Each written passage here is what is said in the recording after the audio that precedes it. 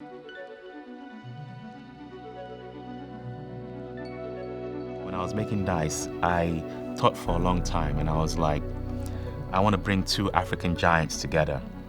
Everybody knows Nigeria are the giants in West Africa, and everybody knows that Kenyans are the giants in East Africa. So I was like, let's unite these two groups together and show what we can do when we come together as a people. Because I want to tell the kind of stories that people will go to the cinema and they'll end up crying like this has actually happened.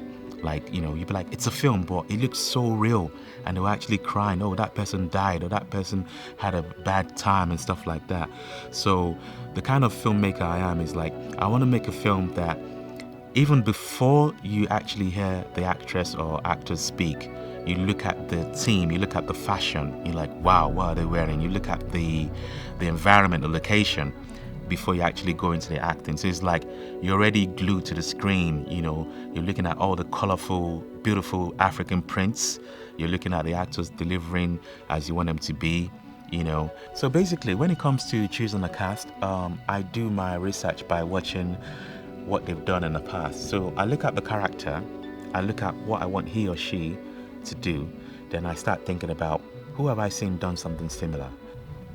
It was exciting. It's always exciting when you receive a new script, when you get to become someone new again. And especially for this one, because it was challenging. And I love a good challenge. So as soon as I saw it, as soon as I saw that this is not going to be one of those easy roles to play, I was more than excited and I couldn't wait to jump in. And every time you get a script, you try and find how you and this person can relate to each other.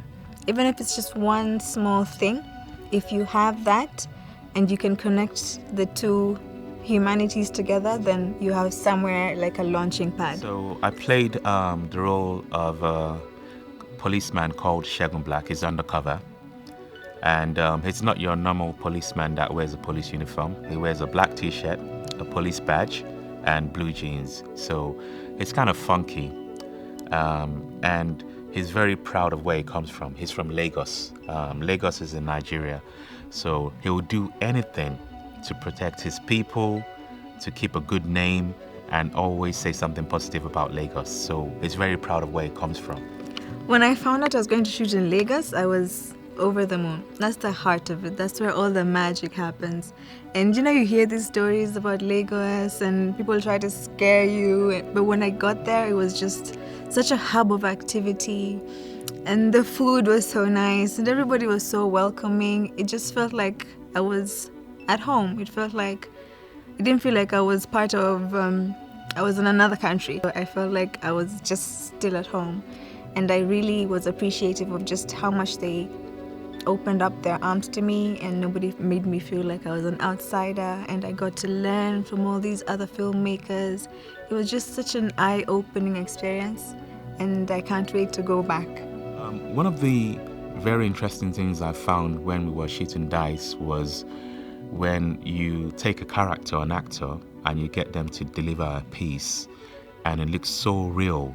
It's like you've written the script, and what you've written actually comes to life. When I got the script and I went through it, it got me emotional, I should say, because it's something that, or rather I should say, some of the things that happened in the film are things that I have had to deal with in my younger years. And at times, even now as well, being older, knowing more, but still having to go through these things. So it made me even more, I had more of a resolve to even play this character to the best of my ability, just so that I am able to push this strong message that I feel everybody needs to hear. And maybe that's why art is just so beautiful, because we're able to speak about these things and people are able to see someone else overcome the things that they have had to overcome as well, or that they have to overcome. So it was quite emotional for me, but I'm also glad I was able to lend my voice and persona to the role. Her name is Ruth. She's a beautiful lady from Kenya. So, just to let you know that during the filmmaking of Dice, Ruth's hair was not hot. She was stabbed a few times by the main actor, AJ. So, just to clarify that she's healthy, she's okay, she's going shopping later on. And yeah, I can't wait for you guys to actually watch the scene where the main actor, AJ, he was reminiscing and he took out a needle and he started stabbing her, saying, "Ruth, I hate you, I hate you, I hate you." But like I said, you can see there's no blood, you know, she's not damaged, she's looking pretty, she's a nice diva. So that's why I brought this doll here with me, just to make sure that people don't think anything has happened to her. If you watch this movie, Dice, you see people that spoke with an American accent because maybe they grew up abroad, people with a British accent, people that spoke Swahili, Yoruba, Hausa, Igbo. So we all have different languages and different accents, and it's just beautiful when everything is put together. So When it comes to film and TV, I think many people forget that it's an entire ecosystem. So apart from the people who are in front of the camera, there's an entire crew who are behind the scenes as well. So there's so many opportunities that are so vast. And I think for women who want to join the film industry or who are already a part of it, it's a place where you can pick whatever you want to do, and it's a possibility for you. So if you want to get into directing, if you want to get into the camera work, like in the film we're talking about today, the camera person and the co-director were both women. And it's a bit unfortunate that we're still able to nitpick and say, oh, look, the camera person is a woman, whereas it should be something that's normal. So we're not yet there, but we are getting there. And for those of us who are already in the industry, and we have the opportunity to maybe mentor someone or open up the door for someone else or hold someone's hand when they're going through this, when they're coming into this industry. And even if you're not able to do all those things, then at least don't make it difficult. So if you don't want to mentor someone or you don't feel like you can mentor someone, at least don't be that person who is kind of holding them down, pushing them down, I should say. So if you cannot actively hold someone's hand, then at least don't push them down. I would advise anybody that wants to get into filmmaking to do a lot of research, and don't just think you can become a filmmaker overnight. If you have the opportunity, work in different departments, even if it's voluntarily, if it's to do with sound, camera, lighting, you know, post-production and so on. I found it really challenging to be co-directing and also acting in the movie, because sometimes I'm acting and I'm thinking about what I'm doing and I'm losing focus. But I would advise people to give it a try, because it was something I really wanted to do. It's something I'm passionate about. And yeah, it was very interesting, but at the end of the day, it was successful. As my first feature film, I had a lot of experiences. We had a lot of fun, we had challenges, but challenges is part of education. So when we go forward making the next film, we will improve on certain things. So because we had a low budget, because like I said, the film was self-funded by myself and got some loans as well, there were certain things that we cut on, and because we cut on certain things, we suffered a little bit. So I would say going forward, my advice would be for filmmakers, if you can, shoot lesser scenes in a day, because sometimes when I was shooting with my actors, I can see that they were tired, but that's what we had the budget for, and that's why we need help. Because if we have enough money, something that we're going to shoot for a month, we can change it to 2 months, which gives the artist or the actors enough time to practice the script, you know, enough time to put in the emotions, put in the hard work, instead of rushing them or doing too many takes. So like I said, it was a great experience. I wouldn't say there was any bad experiences, because I believe an experience is just something you learn from and you get better from it. I'll advise anybody to get into it, but it's not easy work, but it's fun. First of all, be sure that this is what you want to do. It seems like glitz and glam are always made up, and you're at premieres and you're hanging out with movie stars, but many people don't understand the work that goes into becoming a professional actor. So if you've decided that this is exactly what you want to do with your life, that's great. Welcome to my world. At the same time, don't forget to invest in yourself and in your craft. When I say that, I mean If you can afford it, take acting classes.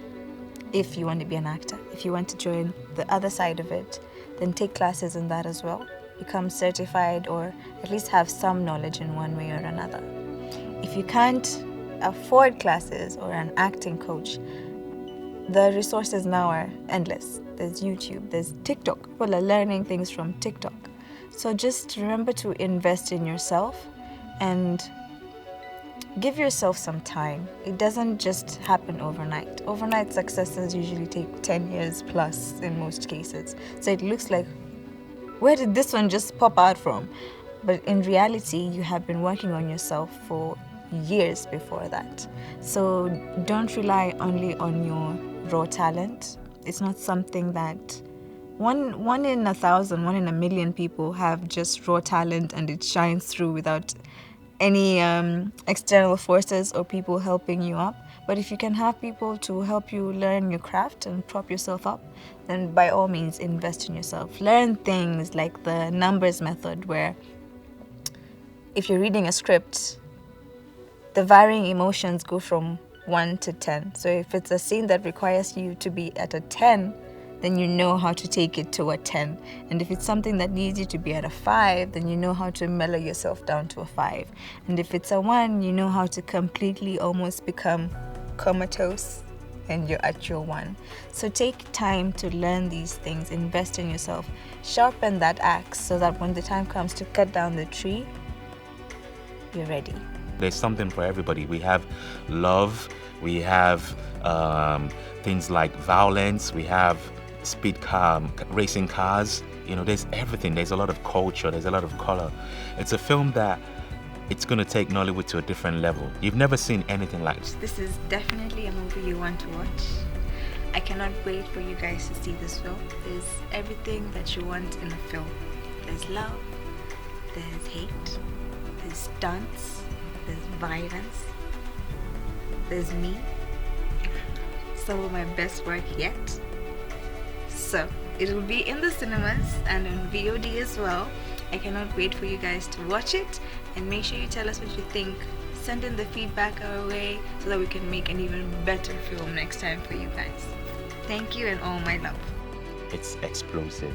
It's something that you've never seen before. I know you hear this all the time. We've got an African movie with a Western twist. An African movie that tells us more about our own people and will make other people to come and watch. You know, they're gonna see us as kings, which is what we are, kings and queens. They're gonna see our lifestyles, what we eat, how we party, because you know we party. So guys, get your popcorn ready. Come and join me at the cinema, VODs, and we're gonna have a fantastic time. Once again, my name is AJ Fashina, Duke of Bariga. Can't wait to see you guys. One love.